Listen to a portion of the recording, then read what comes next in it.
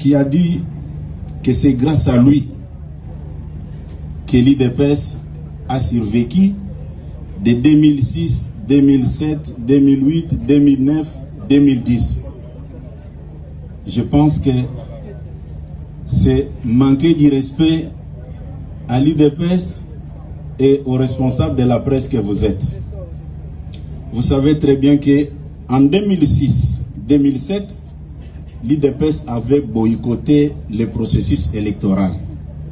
Mais en 2007, M. Fayoulou était député provincial. Lui était dans le processus. Vous allez découvrir avec moi, c'était une histoire mal préparée. Comme on dit, il n'y a pas un crime parfait. Il a voulu passer le mensonge pour être connu par le public, mais le mensonge qui ne tient pas debout.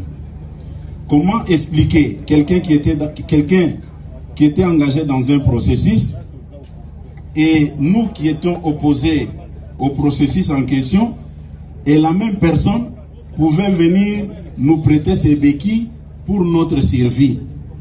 Et c'est du mensonge. J'aimerais que vous puissiez retourner chez lui, lui poser la question que nous étions en face du secrétaire général. Il nous a dit que vous nous avez manqué du respect en utilisant les mensonges. Il dit encore, par rapport aux dates présentées par lui, je vous dis qu'il n'y a pas de sérieux, il n'y a aucune vérité. C'était un discours tenu seulement pour se donner de l'importance et se faire connaître encore auprès du grand public. De 2006 à 2007, nous étions opérationnels à tous les niveaux. Et lui, c'est ce qu'il était en train de faire, comme je venais de le dire, qu'il était député provincial.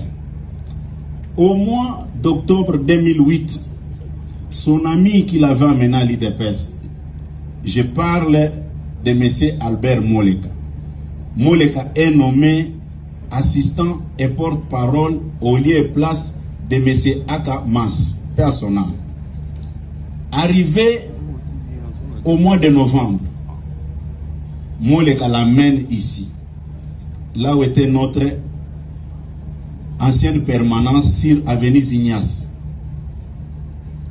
Il nous présente que non, c'est mon ami Martin, il est député provincial. À l'époque, si je ne me trompe pas, son actuel secrétaire général avait les fonctions de vice-président, M. Devos Kitop. Quand nous sommes réunis à notre ancien siège, on avait arrêté un programme d'organiser une marche. J'aimerais que vous puissiez me suivre très bien, puisque c'est très important. Puisque le malheur pour lui, il a tenu ce discours au moment où nous marchons encore sur nos deux pieds et nous sommes encore en vie et nous sommes disponibles à rétablir la vérité. Quand ils sont venus chez nous, le premier incident que nous avons connu,